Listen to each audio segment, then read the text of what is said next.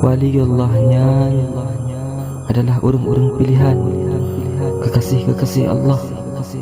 Waliullah yang berpangkat-pangkat, Naya Abdal, Naya Majidud, kekasih Allah. Waliullah yang adalah hamba-hamba terpilih, kekasih Allah di dunia dan akhirat.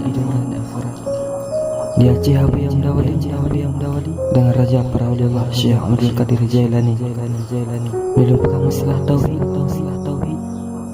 Allah nyanna ibarat angin yang hana warna, hendak takalan warna angin, namun derasa menyancik Tuhan nyanna, namun hendak takalan sang di dunia, hendak takalan di dunia. Waliullahnya adalah kekasih Allah. Allah nyanna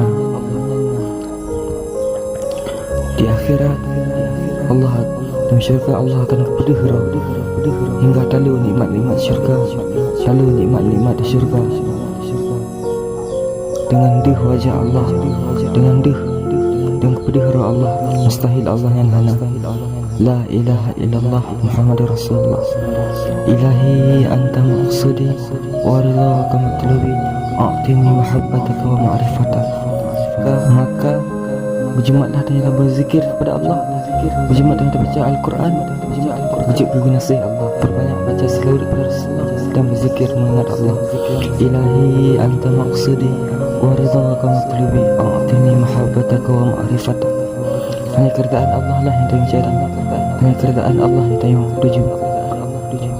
Hana hal lain hidupnya hanya sementara, bukan ini tempat untuk tayang senang-senang di dunia, melainkan tempat untuk bersenang-senanglah di syurga. Syurganya memangkah jaminan oleh Allah Subhanahu Wa Taala untuk ketanya hamba-hamba yang saleh, hamba-hamba terpilih. Waliullahnya kekasih-kekasih Allah yang terpilih, manusia-manusia yang terpilih, manusia-manusia yang berpilih dari Allah untuk berpegat kepada Raja sang di syurga, untuk berpegat kepada Pangeran sang di syurga. Kaji berjemaatlah dan berzikir kepada Allah, berjemaat yang berzikir mengingat Allah. La ilaha illallah Muhammadur Rasulullah. Ilahi anta maqsudi wa ridhaka matlubi, a'tini mahabbataka